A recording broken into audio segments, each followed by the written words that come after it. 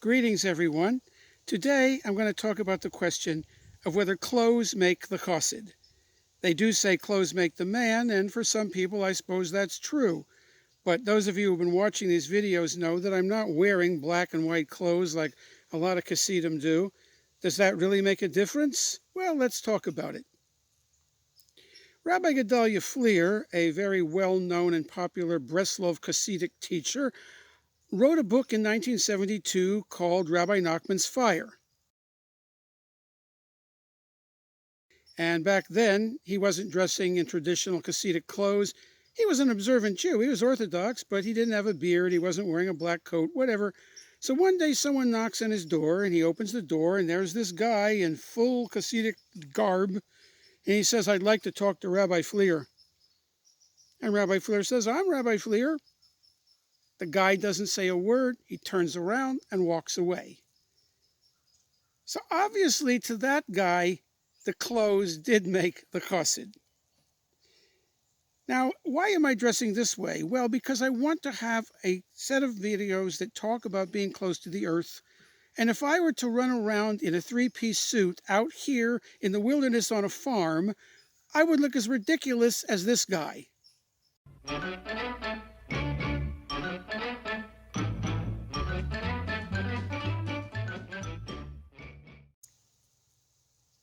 Back when I started my blog, which I called Notes from a Jewish Thoreau, after the American writer Henry David Thoreau, who spent a couple years living in a cabin by the shores of Walden Pond, I used this picture, which I thought very well portrayed the spirit of what I was trying to write about.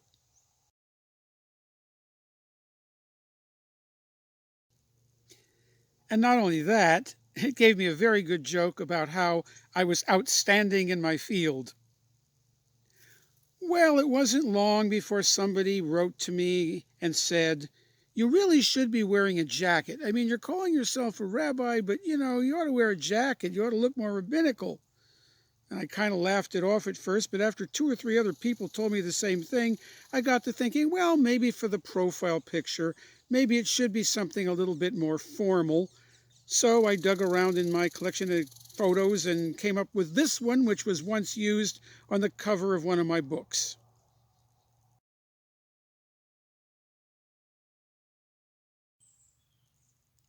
So there I was at the top of my blog, wearing a jacket, sitting in front of a bookcase, the typical picture that people use when they want to show themselves as a scholar.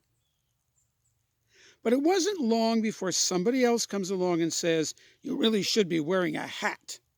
I was wearing a yarmulke, but everybody knows that a true Hasid wears a hat over his yarmulke.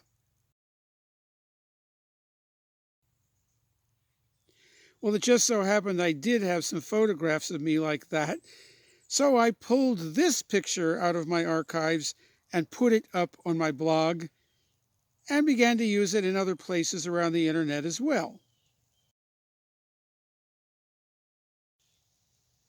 Do you think that satisfied the Jewish fashion police? No, of course not. Now I started getting messages telling me that I should not dress like this because I was writing about animals having consciousness, writing about reincarnation, and there were certain people who felt that, well, that's not really part of Judaism, so you're misrepresenting the Jewish faith. Oi, oi, oi. I finally came to the conclusion that I should stop trying to please people and just be who I am. Yes, there are times when I dress traditional. I used to dress traditional all the time when I lived in the city. But I don't live in the city anymore, and people are just going to have to accept me for who I am. The fact of the matter is that Jews have worn many different styles of clothing down through the ages. People would tell you that black is traditional. Well, it might be now. But a true black dye, like we have today, is relatively new.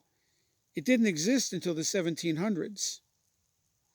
People had dark clothing, perhaps, but they didn't have black.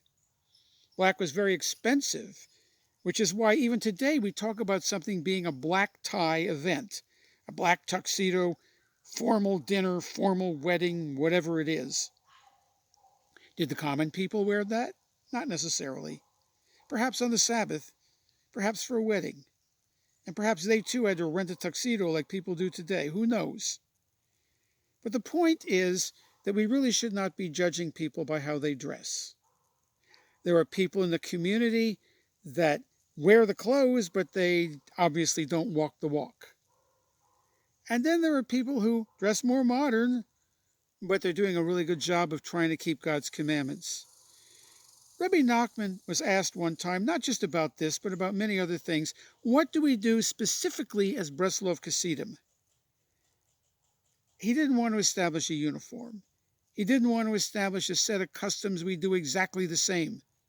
And so he said, whatever is in the Shulchan Aruch, whatever is in the Code of Jewish Law, which defines specific things about modesty, head coverings, wearing fringes on your four-cornered garments, and things like that.